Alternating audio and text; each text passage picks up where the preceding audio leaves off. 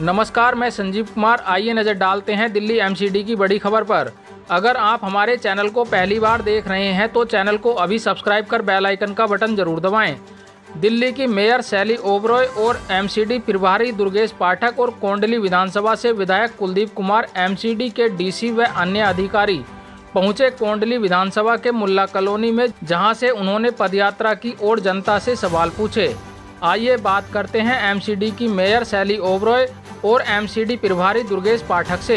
देखिए, हम लोग दिल्ली के अंदर शायद ये पहली बार इस तरह का होगा कि जब खुद मेयर, दिल्ली की मेयर अगले 50 दिन तक सारे एमएलए, सारे काउंसलर, सारे अधिकारी ग्राउंड पर हैं और हर दिन लगभग 10 से 12-15 किलोमीटर गली गलियों में जाकर, मोहल्ले में जाकर सफाई का निरीक्षण कर रहे हैं, डायरेक्शन दे रहे हैं, लोगों से फीडबैक ले रहे हैं। और मुझे लगता है कि ये एक तरीके से दिल्ली की साफ़ सफाई की व्यवस्था, जब भी दिल्ली की साफ़ सफाई की व्यवस्था की चर्चा होगी तो ये 50 दिन हमेशा याद किए जाएंगे कि किस तरह से दिल्ली के मेयर और सारे हमारे एमएलए और काउंसलर ग्राउंड पर उतरकर दिल्ली को साफ किया था। सर, लोगों से फीडबैक भी लिया जा रहा है, क्या कहते हैं? लोग अभी आपके सामने मैंने कम से कम 4 से 5 जगह फीडबैक लिया।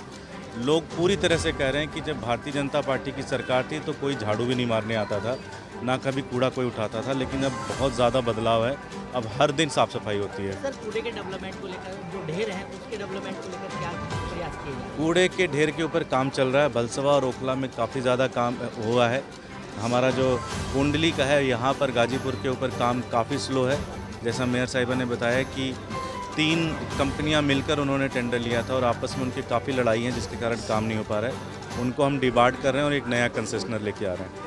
देखिए, माननीय मुख्यमंत्री अरविंद केजरीवाल जी का एक ही वादा था कि दिल्ली को एकदम से साफ सुथरा बनाना है और उसी के तहत हमने अब दिल्ली होगी साफ जो अभियान शुरू किया था उसी को आगे बढ़ाते हुए कल भी हमने आपको बताया था, अब जो हमारा नारा है दिल्ली हो रही है साफ और दिल्ली रखनी है साफ, उसके तहत हम एक एक वार्ड में खुद पैदल हम अगले 50 दिनों तक जाने वाले हैं और साथ में हमारे तमाम विधायक जो पार्षद, अधिकारी सभी ग्राउंड जीरो पर जाकर एक एक गली में हम लोग निरीक्षण करने वाले हैं। और आप देख सकते हैं, कल भी हमने 10 किलोमीटर पैदल यात्रा करी, मैराथन यात्रा करी और आज भी कोंडली और त्रिलोकपुरी में हम आए हैं और जनता से फीडबैक ले रहे हैं कि पहले के मुताबिक जो सफाई व्यवस्था है पहले से दुरुस्त है या नहीं। और जनता यहाँ पर काफ़ी संतुष्ट दिखी। जनता यहाँ के पार्षद, यहाँ के विधायक के कामों से भी बहुत संतुष्ट है।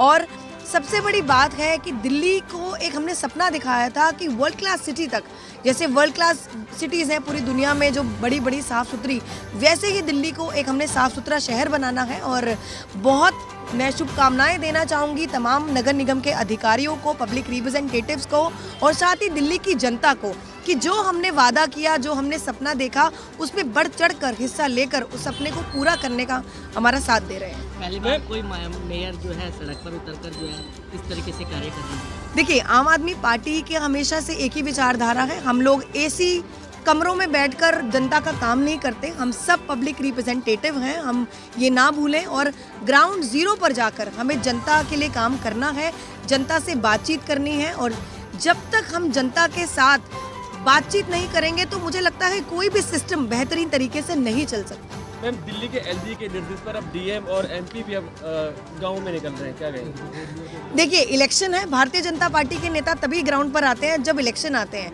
तो ये साफ साफ आप भी समझ सकते हैं और जनता भी समझ सकती है।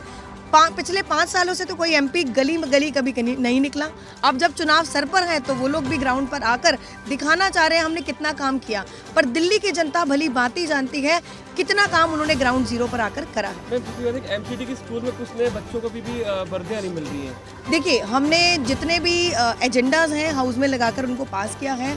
हमने यूनिफॉर्म का हो, स्टेशनरी का हो, किताबों का हो, डेस्क का हो, पर कहीं ना कहीं स्टैंडिंग कमेटी के गठन ना होने की वजह से जो चीज़ें हैं वो रुकी पड़ी हैं। और हम माननीय कोर्ट से, सुप्रीम कोर्ट से ये दरख्वास्त करते हैं कि जल्द से जल्द जो मनोनीत पार्षद का जो वर्डिक्ट है उसको दें, ताकि हम सभी कमेटियों का गठन कर पाएँ और जितने पेंडिंग प्रोजेक्ट्स हैं उनको हम जल्द से जल्द इम्प्लीमेंट कर सकें।